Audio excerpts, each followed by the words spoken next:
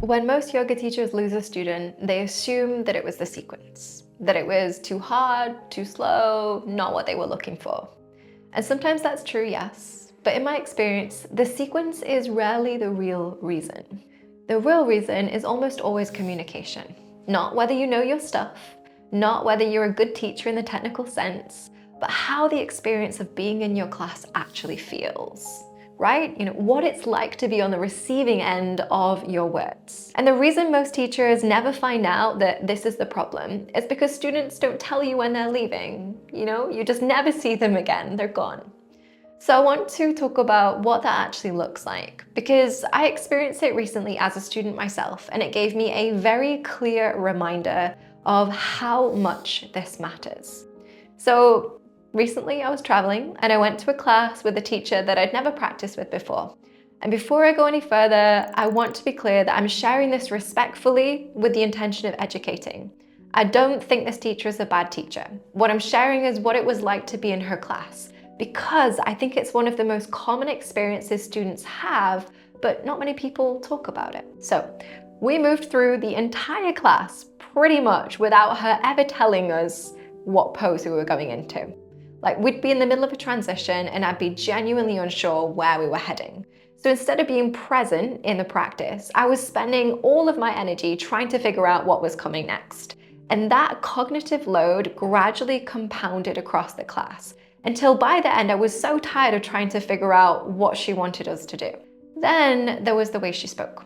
There was no real pacing or intonation, no natural rises and falls in the voice, no intentional pauses, no emphasis that told me which bit of the cue actually mattered. It was just a continuous stream of words, and at some point my brain just started filtering it out, and it just became background noise, like the fan in the corner of the room.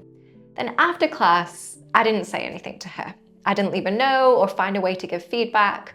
And when I thought about why, it was the same reason most students don't give you feedback.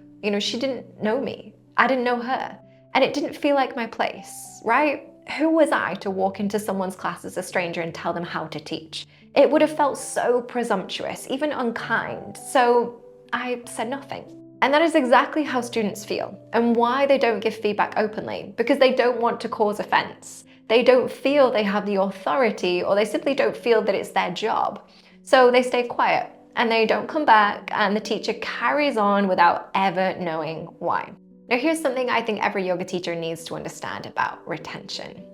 When a student decides not to come back, they almost never tell you. There's no message, no feedback or explanation. They just stop showing up. And because they don't tell you, you have no way of knowing whether it was the level, the time slot, a personal thing, or something about the way you teach. This means most teachers never find out, and they'll spend hours refining their sequences, investing in more training, learning new techniques, and all of that matters, yes. But if students are leaving because you aren't communicating clearly, then none of that other work is going to fix that. Now, there's a concept by Richard Feynman that has always stuck with me. The idea is that if you can't explain something in simple terms, you don't know it well enough yet.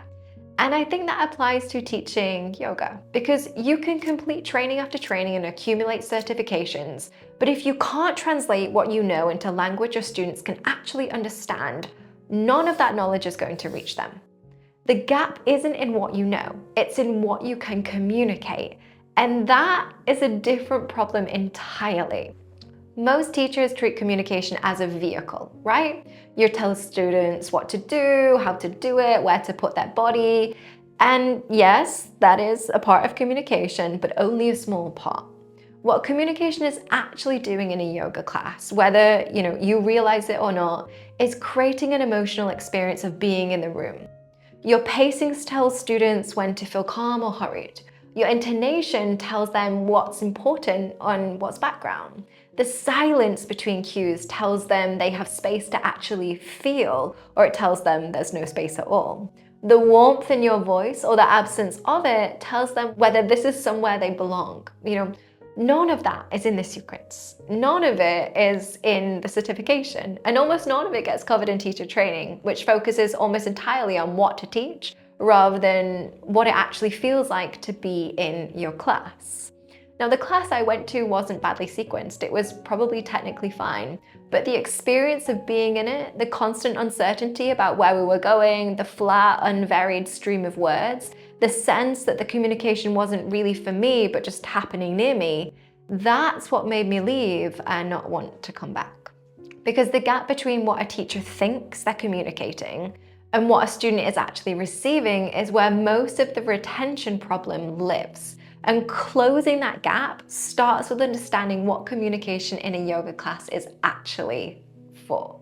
There's a version of teaching that I see quite a lot, and it's the hardest one to give feedback on because on paper it's doing everything right. The alignment cues are accurate, the sequencing is logical, the teaching is saying all of the correct things, but the class is completely forgettable. Not because anything is wrong, but because nothing is really felt. The cues land as information rather than guidance. The voice stays the same monotone level throughout. There's no sense that the teacher is actually in the room with you. They're more like this guide, like an audio track playing in the background while you do your practice. And students don't know how to articulate that feeling. They'll say things like, it was fine, or I just didn't connect with the style, because they don't have the language for the teacher was technically correct but emotionally absent. But they feel it, and it's often enough to make them not come back. Now, being a great communicator as a yoga teacher isn't about saying more. It's about making what you say land differently. The communication problem shows up differently at different stages of teaching, For newer teachers, it's very specific, and I'll spend a few moments on this now. Most yoga teachers who are new learn to cue by absorbing the language of the teachers they've trained with and practiced under, which makes complete sense. This is exactly what I did, You're new, you don't have your own vocabulary yet, so you borrow the vocabulary of people whose teaching you respect. There's nothing wrong with that as a starting point.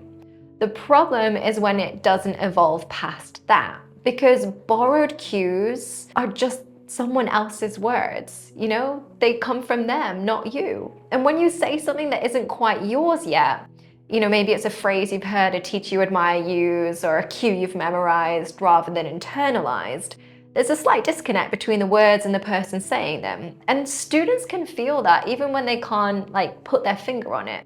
It's the difference between someone sharing something they know and someone just reciting something they've learned but hasn't come from them. Now then, there's the teacher who's moved past borrowing but still hasn't found what's actually theirs. They're technically correct, the cues are accurate, the sequencing is sound, but there's no particular voice behind it, nothing that makes their class feel distinct from the 100 other technically correct classes a student could go to. And in a world where students have a lot of choice, technically correct isn't a strong enough reason to keep coming back. Finding your voice as a teacher isn't a mysterious creative process, it's a practical one.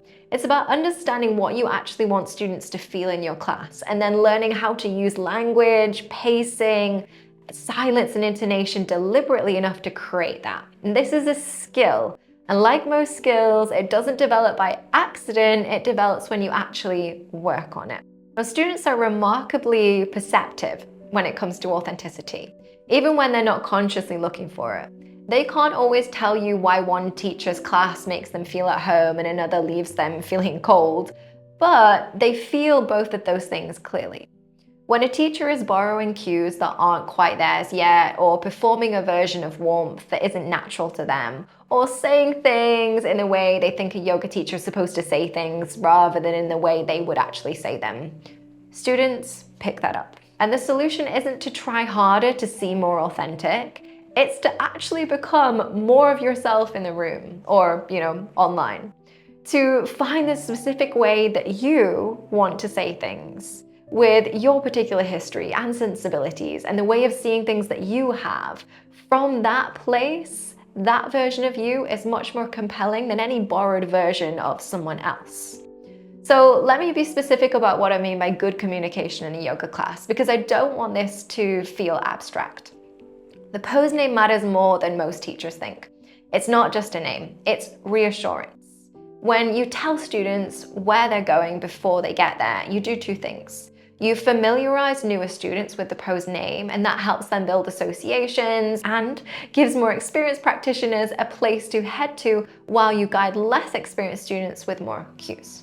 The simple act of saying, "come to downward dog," before you start cueing the transition does both of those things. And pacing and silence are probably the most underused tools in a yoga teacher's toolkit.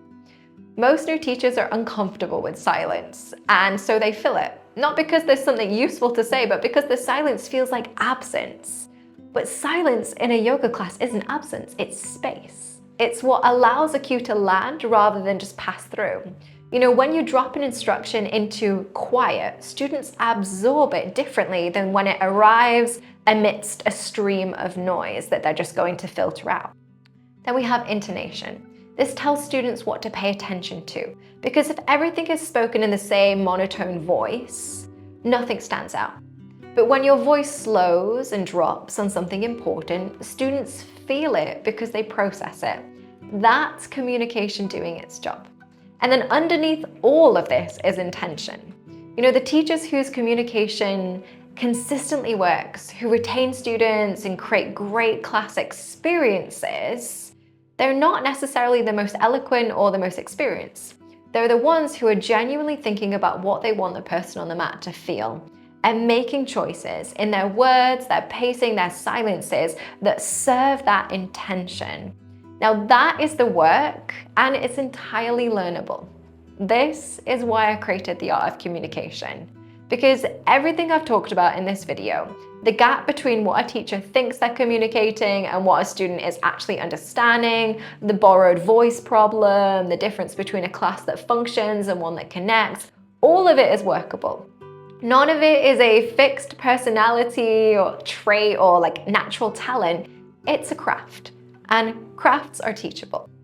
Now the course is for two kinds of teachers. The first is the experienced teacher who has been teaching for a while and suspects they've drifted into autopilot, who knows their sequences well but has stopped thinking carefully about what their students are actually experiencing.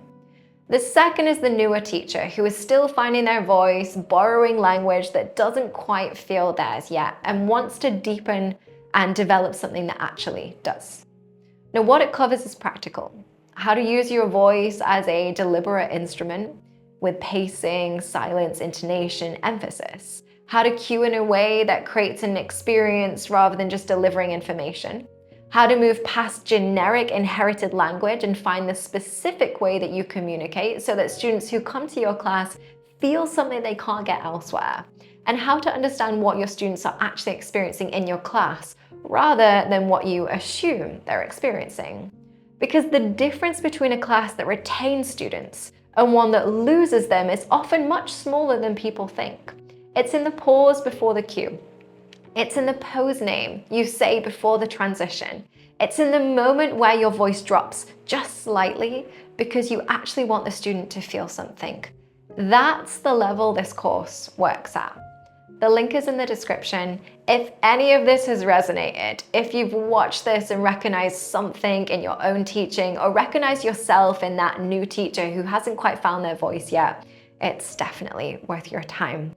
The question that I want to leave you with is this: what is your class actually like to be in? You know, not what does it contain, not, you know, what's the sequence, what's the level, what's the theme, but what does it feel like to be a student in your class for an hour? What does your voice do to the room? What do the silences feel like? What does a person take away that they couldn't have gotten from a video or an app or anyone else teaching, you know, the same set of poses? Now, most teachers have never been asked that question directly, and the ones who can answer it honestly, who actually thought about the experience they're creating rather than just the content they're delivering, those are the teachers whose students keep coming back, because being in the room with them felt like something worth returning to. I hope you find this helpful. I'll see you in the next one.